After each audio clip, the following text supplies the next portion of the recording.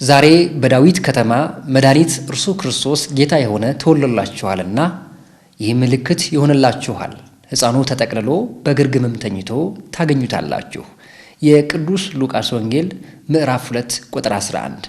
ሰላም ጤና ይስጥልን። የተወደዳችሁ ክቡራንና ክቡራት ተመልካቾቻችን እንኳን ለጌታችን ለመድኃኒታችን ለኢየሱስ ክርስቶስ በዓለ ልደት በሰላም በጤና ደረሳችሁ አደረሰን። እንግዲህ በዛሬው መርሃ ግብራችን የበዓልን መነሻ በማድረግ የጌታችን የመድኃኒታችን የኢየሱስ ክርስቶስን ልደት ምክንያት በማድረግ ከአዲስ አበባ ወጣ ብለን በምስራቁ የሀገራችን ክፍል ወደ ሶማሌ አካባቢ አቅንተናል። ከሶማሌ ሀገረ ስብከት ጋር በመተባበር የተለያዩ መርሃ ግብሮችን አሰናድተን ወደ እናንተ ለማቅረብ ዝግጅታችን ጨርሰናል። እንግዲህ እንድትከታተሉን ግብዣችን ነው። በዚህ ቆይታችን የተለያዩ ሀሳቦችን እናነሳለን። በተለይ የሶማሌ አካባቢ ሲታሰብ ኦርቶዶክሳዊት ቤተክርስቲያናችን በተለይ ከዛሬ 4 እና 5 ዓመት በፊት ሐምሌ 28 2010 ዓ.ም ብዙ ችግር የደረሰበት ካህናቱ በቤተ መቅደሱ የታረዱበት የሞቱበት ምእመናን የተንገላቱበት አብያተ ክርስቲያናቱ የተቃጠሉበት ጊዜ እንደሆነ እናስታውሳለን። ያ ሁሉ አልፎ ግን በአመቱ አብያተ ክርስቲያናቱ ታንጸው ዛሬ ላይ ያሉበት ሁኔታስ ምን ይመስላል ብለን የሶማሌ ሀገረ ስብከት ከመከራው ማግስት የሚል ቅኝት ይኖረናል። ይሄ ብቻ አይደለም። በቸም ብዙ ሌላ የቤተ እምነት የሚሰፋበት ከባቢ ስለሆነ ኦርቶዶክሳውያን ጉርብትናቸው ምን ይመስላል? ኦርቶዶክሳዊ ብልጫውስ ምን ይመስላል? በተለያየ ማህበራዊ ህይወት የትናንትናን የመከራ ጊዜ ሲያስታውሱ ምእመናንና ምእመናት ምን ይሰማቸዋል? ዛሬ ላይ ደርሰው ምን ያመሰግናሉ? ይህንን ምን እንቃኛለን። ወደ አንድ የተሰባሰቡ ጎረቤታሞች እንቃኛለን። ከነሱ ጋር ቆይታ ይኖረናል። የመጨረሻው ደግሞ በሶማሌ አካባቢ ጥንታዊት ቤተክርስቲያን ትገኛለች። ትናንትና የ300 ካህናት የ90 ዲያቆናት ባለቤት ነበረች። ዛሬ ግን 3 ካህናት ናፋቂ ሆናለች። ምንድን ነው ያለው? ምንስ ታሪክ አጋጣሚ ነገር ተፈጠረ? ያሉ አባቶቻችን እናቶቻችን የሐዲስ ኪዳን ናቡቴዎች እናያቸዋለን። እነሱንም እንቃኛለን። አብራችሁን ትቆዩ በአክብሮት እንጠይቃለን። ከዚህ ጋር ደግሞ የሊቃውንቱ ወረብ፣ የሰንበት ተማሪዎቹ ሽብሻቦ ምስጋና ሁሉም አለን። አብራችሁን ሆኖ በአክብሮት እንጠይቃለን። እንኳን ለጌታችን ለመድኃኒታችን ለኢየሱስ ክርስቶስ በዓለ ልደት በሰላም በጤና ደረሳችሁ አደረሰን። መልካም በዓል ይሁንላችሁ።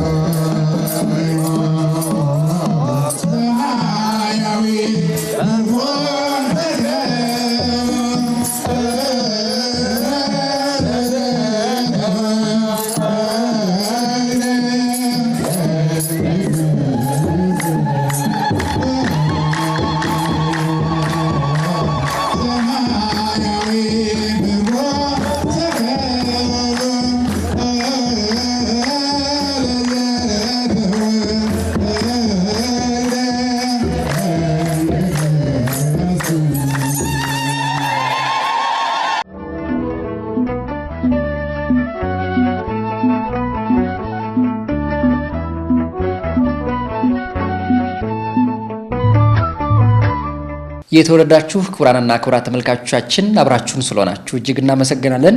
የበዓል መርሃ ግብራችንን እየተከታተላችሁ ትገኛላችሁ። የሶማሌ ሀገረ ስብከት ከኢትዮጵያ ኦርቶዶክስ ተዋሕዶ ቤተክርስቲያን የቴሌቪዥን ስርጭት አገልግሎት ጋር በመተባበር ወደ እናንተ እያደረሰ ያለው መርሃ ግብር ነው። እንግዲህ የተለያዩ ሀሳቦችን እናነሳለን። ቀደም ሲል እንዳልኳችሁ የመጀመሪያ መርሃ ግብራችን የሚሆነው ከምስጋና መልስ ማለት ነው። የሶማሊያ አካባቢ ያለችው ቤተክርስቲያን በአሁኑ ሰዓት ወደ 21 አብያተ ክርስቲያናት አሉ። ትናንትና መከራ የደረሰባቸው ችግር የደረሰባቸው ነው። ከትናንትናው ከጥንት አብያተ ክርስቲያናቱ ዛሬ ላይ ያሉበት ሁኔታ ምን ይመስላል? በተለይ ደግሞ ከመከራው ማግስት ከ2010 ዓመተ ምህረት በኋላ ያለው ሁኔታስ ምን ይመስላል? ዛሬ ላይ ክርስትና ቤተክርስቲያን በሶማሌ አካባቢ ምን ትመስላለች ሚለውን እንቃኛለን። የሶማሌ ሀገረ ስብከት ከመከራው ማግስት አብራችሁ ነው።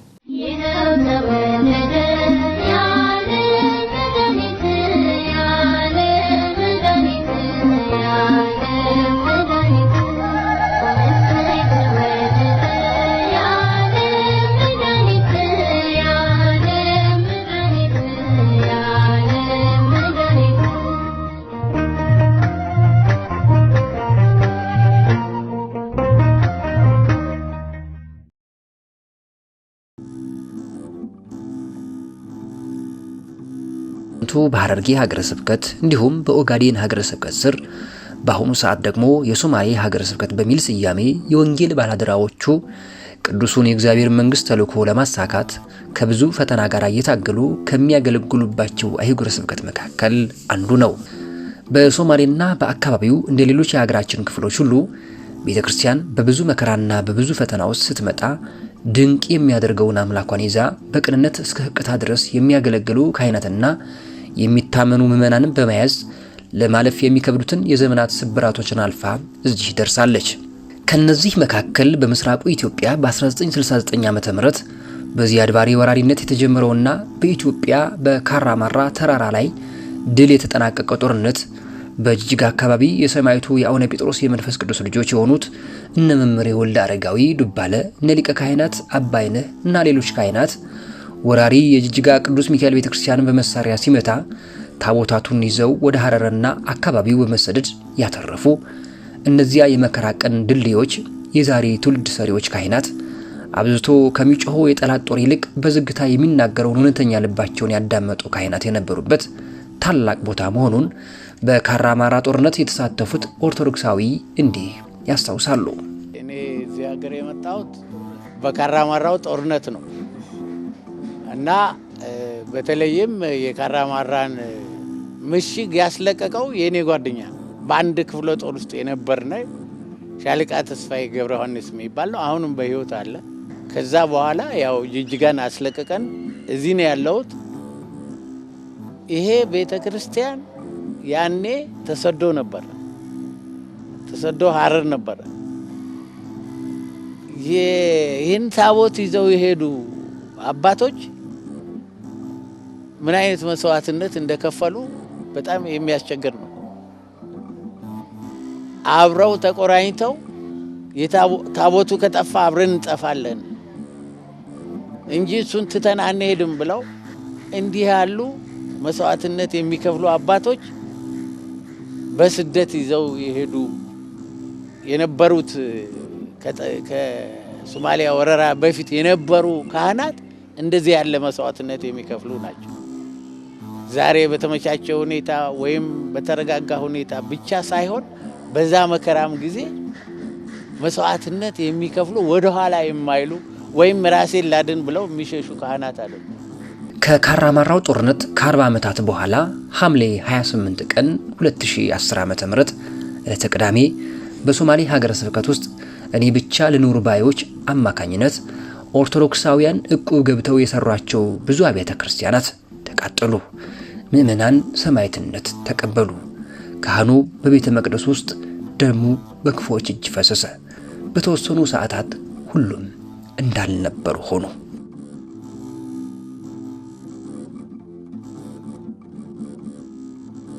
እድሜ ለሀገረ ስብከቱ ሊቀ ጳጳስ ብፁዕ አቡነ መቃርዮስ ለመላው ኦርቶዶክሳውያን እንዲሁም በመጠኑም ቢሆን ከመከራው በኋላ ለተተካው የመንግስት አመራር ይሁንና እነዚያ በሰዓታት ውስጥ የተቃጠሉትና ጉዳት የደረሰባቸው አብያተ ክርስቲያናት በአመቱ ከለቅሶ ይልቅ የምስጋና አደባባይ የወንጌል አውደ ምሕረት ሆኑ።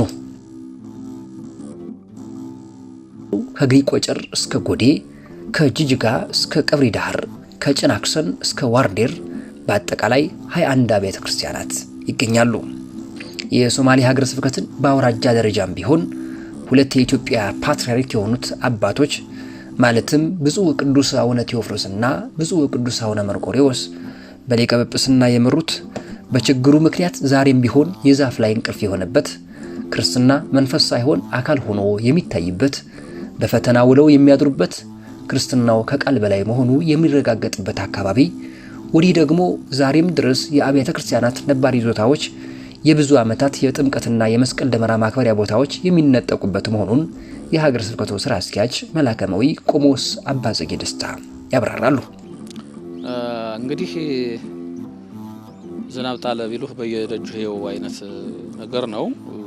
አሁን በተለይ ከሃይማኖት ከእምነት በራስህ እና በክልልህ በቦታህ ውስጥ ሆነህ ከምትሰራው ውጪ ወጣ ሲባል ከሌሎች ተቋማት ጋር ከሌሎች የሃይማኖት ተገዳዳሪዎች ወይም የሃይማኖት ሰዎች ወይም የሃይማኖት ክልል ወዳለበት ነው የምትወጣው። ከራስህ ያስተዳደር ከነና ወሰን ስትወጣ እነዚያ ነገሮች ናቸው የሚገጥሙህና እንግዲህ የአካባቢ አንደኛ የተራራቁ ቦታዎች ናቸው ያሉ የኛ አድባራት ያሉበት በ300 ኪሎ ሜትር በ200 ኪሎ ሜትር በ50 ኪሎ ሜትር በ60 ኪሎ ሜትር ርቀት ያሉ ናቸው። ጎዴ ብናስ ከዚህ 570 አካባቢ ነው። ቀብሪ ዳህር ወደ 400 ይጠጋል። ደጋሃውር 270 እስከ 300 ኪሎ ሜትር ነው።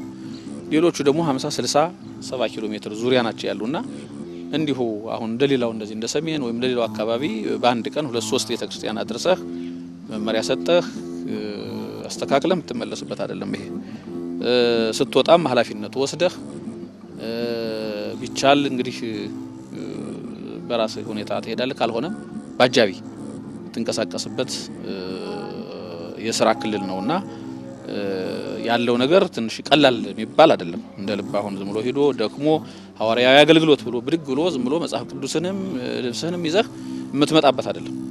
ኃላፊነት ወስደህ ስትወጣም ጀምረህ ከመውጣትህም በፊት ለሚመለከተው አካል አሳውቀህ ተናግረህ ተመዝግበህ አስመዝግበህ ከተሻለ ግጃቢ ጠይቀህ ካልተገኘ ደግሞ ያው እዚያ ጋር በእለቱ ሊያገኝህ የሚችለው ነገር ሁሉ እንደ ጸጋ እንደ ሀብት ቆጥረህ ነው ልትወጣ የምትችለው። ስለዚህ ስትወጣ ስለመመለስህ እርግጠኛ ሳትሆን ነው ልትወጣው። እርግጠኛ ሳትሆን ትወጣለህ። ግን ጥበቃው ሰው እንደ ሰውኛው እንደ ጥበቃው እግዚአብሔር ነው። እስካሁን በወጣንበት ክፉ ነገር ገጥሞን አናቅም። ባለሁበትም ምንም አጥቢያዎቹ ብዙ ባይሆኑም 40 50 60 ባይሆኑም ያሉትን አጥቢያዎችን አዳርሻለሁ። በአገልግሎት አንዴ ሁለቴ ሶስቴ ተመላልሻለሁ። በረሃ የሚባሉትን አካባቢ ደርሻለሁ።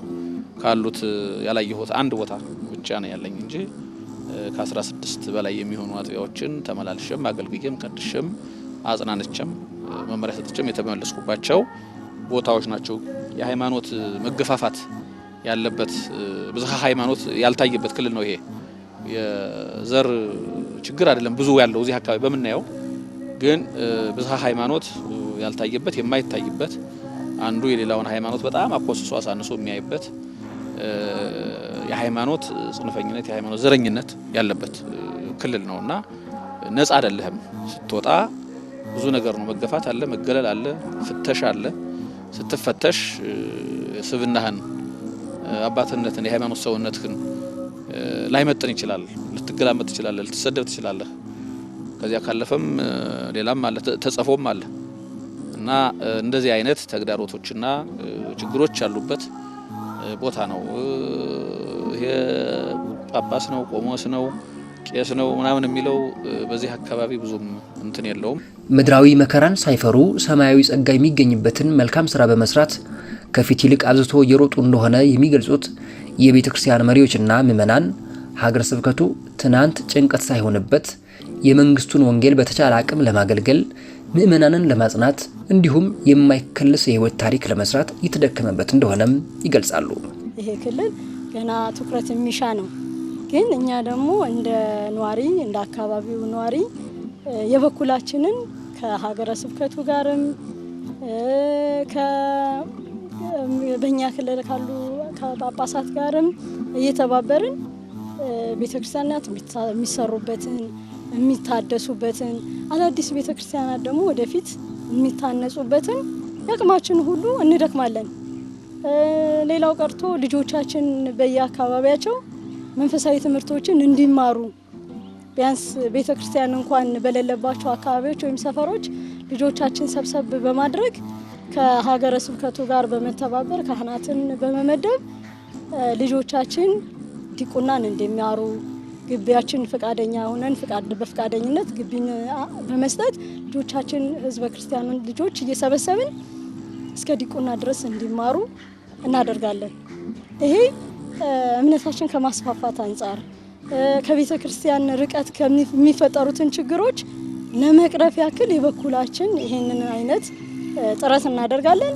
ሀገረ ስብከቱም ያለው የአድባራቱም ካህናት እየተባበሩን መጠው ልጆቻችን በማስተማር ከአትብ ገጽ እስከ ዲቁና ያሉትን ነገሮች ሁሉ እየሰጡልን እየተማሩልን ይህንን ለማድረግ እየጣርን ነው። ሀገረ ስብከቱ ውስን ሰራተኞች አሉት፣ ከ10 ያልበለጡ ናቸው።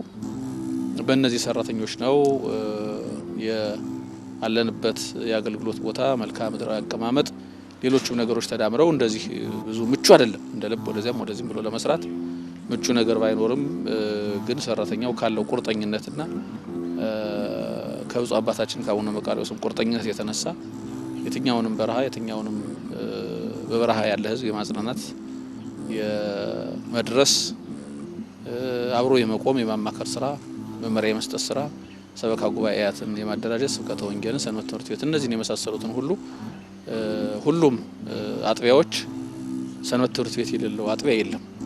ባሉት 18ቱም አብያተ ክርስቲያናት በአብያተ ክርስቲያናት ደረጃ ነው በቁጥር ደረጃ ነው እንጂ በእያንዳንዳቸው ድርብም ቦታ ያላቸው አሉ። አሁን ለምሳሌ ጎዴ ደብረ ሰላም ቅዱስ ገብርኤል ቤተክርስቲያን የዛሬ ዓመት ብፁዕ አቡነ መቃርዮስ አቡነ ሀብተ ማርያምን እዛ ሰፊ ቦታም አለው ወደ 8000 ሄክታር ነው። በዚያ ላይ ቤተክርስቲያን ተተክሎ መርቀው ባርከው አስገብተው ዘንድሮ ደግሞ አሁን ህዳር 26 ገዳሙን ምዕራፈ ቅዱሳን ጎዴ አቡነ ሀብተ ማርያም በሚል ሰይመው ህዝቡን እያጽናኑ እያበረታቱ እያረጋጉ ነው ያሉትና ሌሎችም የተደራረቡ ቦታዎች አሉትና በእነዚህ ሁሉ አጥቢያዎች የተደራጀ የሰንበት ትምህርት ቤት አባላት ያሉት ሰበካ ጉባኤያት የስብከተ ወንጌል ኮሚቴዎች የተጠናከሩበት ጉባኤም ቢያንስ እንደ ሀገረ ስብከት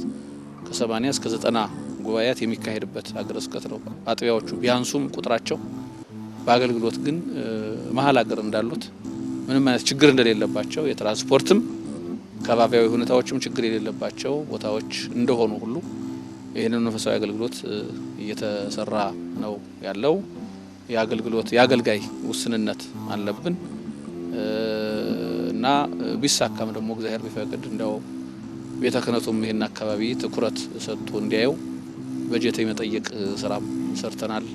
ወደ 24 በጀት የሚጠይቁ ፕሮፖዛሎችን ወይም ንድፈ ሀሳብ አቅርበናል ለጠቅላይ ቤተ ክህነት። ይሄን በመጠበቅ ላይ ነው ያለነውና ስለዚህ ሀገረ ስብከታችን በሰላም በፍቅር በመግባባት ይሰራል። አዎ አሁን ጥሩ ጅማሬ አለ። ህዝበ ክርስቲያኑ እድሜ ሳይለይ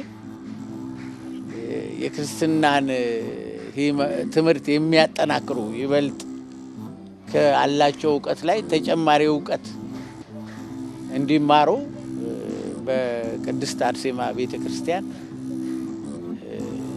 የ3 ወር የ4 ወር ትምህርት ተጀምሯል።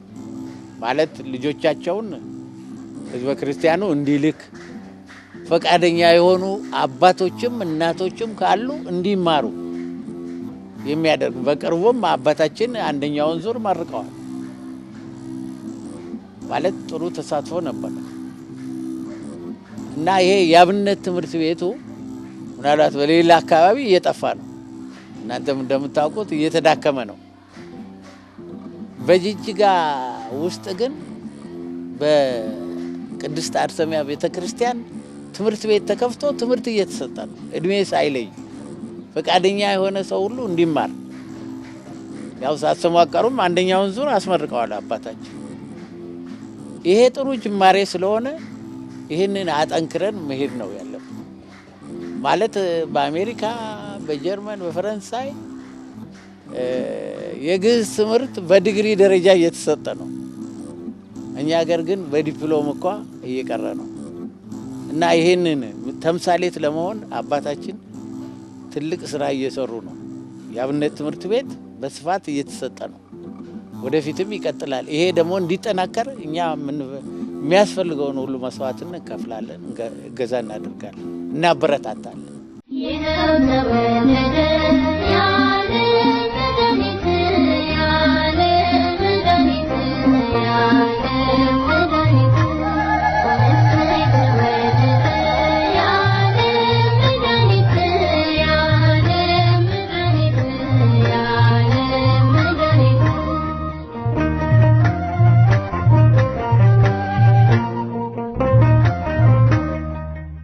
የሶማሌ ሀገረ ስብከት የማይደበዙ የምስራቅ ከዋክብት ታሪካቸው ወንጌል የሆነ እቁብ ገብተው ቤተክርስቲያን የሚያንጹ ምዕመናን የሚገኙበት አካባቢ ነው። የዚህ የሶማሊያ ክልል ህዝበ ክርስቲያኑ በእውነት ብዙ አባቶች ብዙ ወንጌላውያን እየመጡ ትልቅ አድናቆት የገለጹለት ህዝብ ነው። ምናልባት ያልተሰራውን ሳይሆን የተሰራውን ነው የምናገረው። ለቤተ ክርስቲያን መስዋዕትነት የሚከፍል ህዝብ ነው። ያ ሁሉ መከራ ደርሶበት አባቶች ተገለው ቤተ ክርስቲያን ተቃጥላ ተስፋ በተቆረጠበት ጊዜ በተለይ ወጣቱ ማንም ሳይቀሰቅሰው ማንም እርዳታ ሳይጠይቀው ደብረወይን ቅዱስ ሚካኤልን ከመቃጠል ያዳነ የሃይማኖት አርበኝነቱን የገለጸ ህዝብ ነው። ለመግለጽም ያቅተኛል።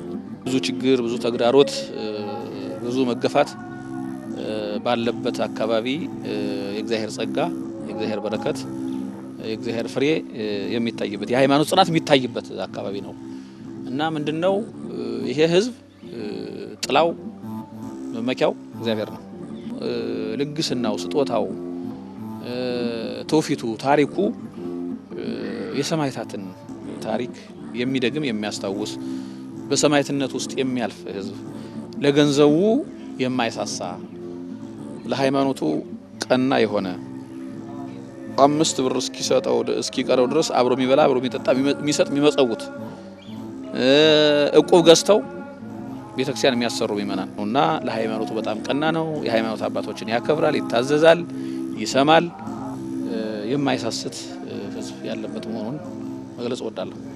በዚህም ምእመናን የክርስትና ህይወታቸው ጠንካራ መሆን የአባትነታቸው ቡራኬ ታዛ ሆኖናል የሚሏቸው የሀገረ ስብከቱ ሊቀ ጳጳስ ብፁዕ አቡነ መቃርዮስ በልባቸው ሰገነት ክብር በአንደበታቸው የንግግር መጀመሪያ የደስታቸው መካተቻ መሆናቸውን አገልግሎታቸውን በመግለጽ ይመሰክራሉ።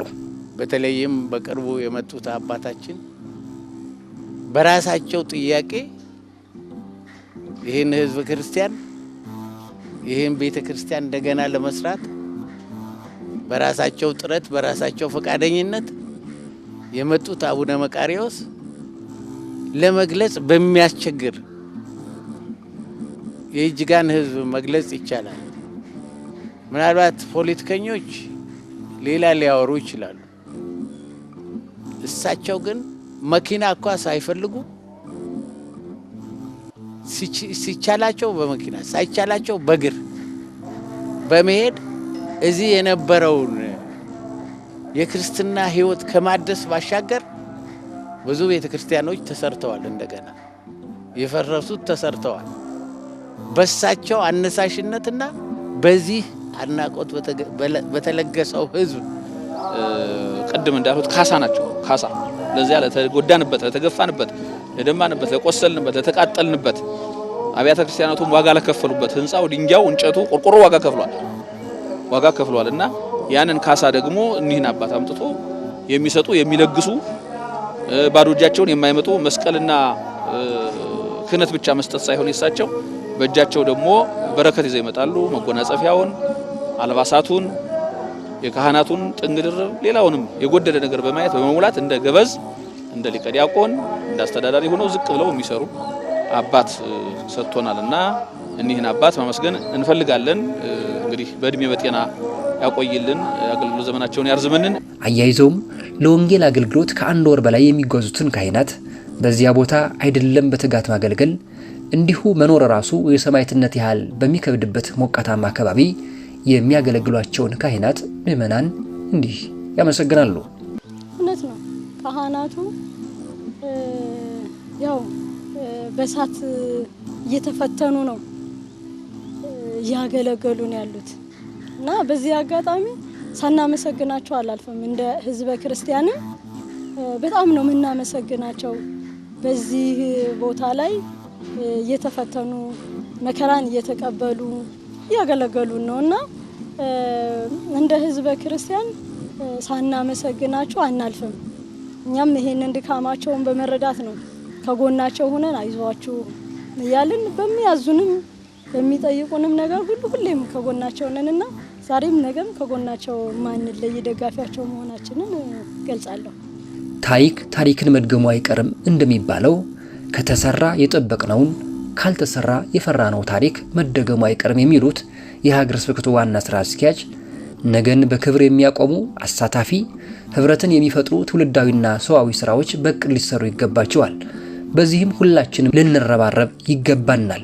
ያ ካልሆነ ግን ሁሌም የለቅሶ ሰለስት ደራሾች መሆናችን አይቀርም ይላሉ። የትናንቱ መከራ ትዝ እያላቸው እንደው ምእመናን በዛ ብለው በማይታገሉበት በማይገዳደሩበት አካባቢ ያሉትን አብያተ ክርስቲያናት ሀገረ ስብከቶች የማጠናከር ቋሚ ስራ የመስራት ፕሮጀክቱን የመቅረጽ አንዱ ማህበረሰብ ከሌላ ማህበረሰብ ጋር የሚያገናኝ ሰንሰለት ይሄ የፍቅር ሰንሰለት ለምሳሌ እኛ ከማህበረ ሶማሌው ጋር ተዋህደን የምንገናኝበት ጠንከር ያሉ ፕሮጀክቶችን አንድ ሊያደርጉ በዚያም በዚህም ያለው ማህበረሰብ ሊረዱ የሚችሉ ሊያገናኙ የሚችሉ ትውልዱን ሊያቀራርቡ የሚችሉ ስራዎችን በሃይማኖት አጥር በሃይማኖት ገደብ የሌለው ነገር ግን ሁሉንም አንድ ሊያደርግ የሚችል ሀሳብ የሚያሻግር ትውልድን ለተሻለ ነገር በግራም በቀኝም ያለውን ሊያነቃቃ የሚችል ሊያገናኝ የሚችል ስራ መስራት እንጂ በተለምዶ ዝም ብሎ በቃ ሀገረ ስብከቱ አለ አጥቢያዎች አሉ ምእመናን አሉ የሚለው ቆጠራ ሲመዘዝ አይታይም። ካለው ተግዳሮት ካለው መገፋፋት ካለው የፖለቲካ መገፋትና መገለል የተነሳ ትውልድ ተስፋ ከሌለው ቀጣይነት ከሌለው ከርሞ ይሄን ተመረ እዚህ ጋር ደርሳለሁ እንዲቀጠራለሁ መዘጋጃ ቤት እገባለሁ ቀበሌ እገባለሁ ምክር ቤት እገባለሁ እንዲህ አድርጌ አገለግላለሁ አይምሮዬንም እግዚአብሔር የሰጠኝን ነገር እጠቀማለሁ ብሎ በማያስብበት ደረጃ ከሆነ የስነ ልቡና ውድቀት ያጋጥመዋል። መጀመሪያ ቀድሞ ውስጡ ይሄዳል ይሰደዳል። አሜሪካ በሄድ ሌላ ሀገር በሄድ ነው የሚለው እንጂ ሀገሬ እንዲሁኝ ቆፍሬ አርሽም ቤተክርስቲያንም አገለግላለሁ መንግስትን ህዝብን አገለግላለሁ የሚል የስነ ልቡና ዝግጅት አይኖረው እና እነዚህን አካባቢዎች መታየት ይፈልጋል፣ መዳሰስ ይፈልጋል፣ መቀራረብ ይፈልጋል። ምንድነው ችግሩ? መሬት ላይ ያለው ነገር ምንድነው? ወዴት እየሄድን ነው ያለነው? ወዴት ነው መሄደው? ነገ 10 በ20 ዓመት በኋላ መዳረሻችን ምን ሊሆን ይችላል? እንደ ሰው እንደ እግዚአብሔር እሱ የራሱን መንገድ ያውቃል። እንደ ሰው ግን በዚህ ልክ ማሰብ፣ በዚህ ልክ መተንተን፣ በዚህ ልክ መረዳት ይፈልጋል ነው።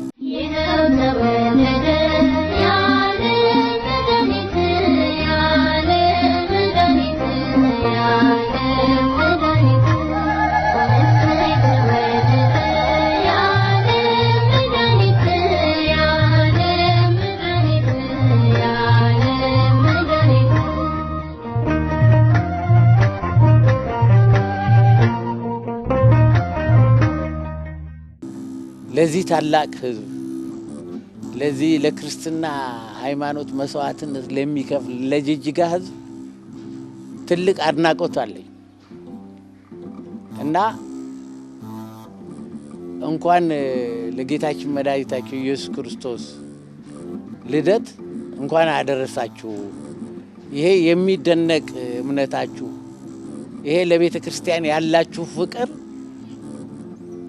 እናንተ ብቻ ሳይሆን የምትገልጹት ልጆቻችሁንም በማምጣት እናንተን እንዲተኩ በማድረግ ይሄ ጥሩ ታሪክ ይሄ አድናቆት ያለው ታሪክ በልጆቻችሁም እንዲገለጽ ልጆቻችሁን ወደ ቤተ ክርስቲያን በመላክ ይሄ ክርስትና ሕይወት እንዲቀጥል እንዲያብብ እንድታደርጉና እንኳን ለዚህ ለተቀደሰ ለተባረከ ለጌታችን ኢየሱስ ክርስቶስ ልደት በዓል ከነ ቤተሰባችሁ አደረሳችሁ እላለሁ።